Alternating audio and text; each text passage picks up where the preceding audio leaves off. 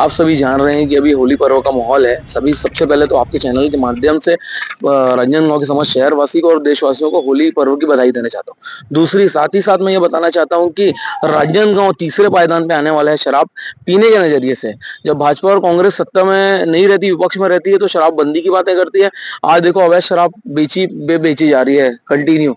तो उसके बाद आज मैंने ये शिकायत करने आया हुआ था कि भट्टी से अवैध रूप से कोचियों को शराब प्रोवाइड किया जा रहा है, जिसमें पूरा हाथ आबकारी अधिकारी से लेकर उनके जितने इंस्पेक्टर है सबका है। और बोर तालाब के लिए विशेष रूप से मैंने दिया है, और शहर के विभिन्न भट्टियों में। साथ ही साथ बार का समय खत्म होने के बाद उससे ज्यादा समय तक दारू अवेलेबल करवा दिया जाता है।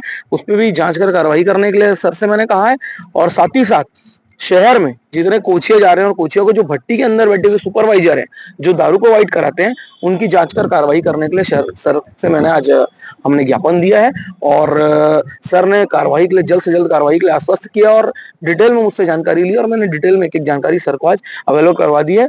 और अभी हमें आश्वासन मिल गया है और हम लगभग एक हफ्ते इस चीज को देखेंगे। और कल होली त्योहार है, तो सर को विशेष रूप से बोला है कि सर आप जांच करेंगे, तो सर ने पूरा आश्वस्त किया है।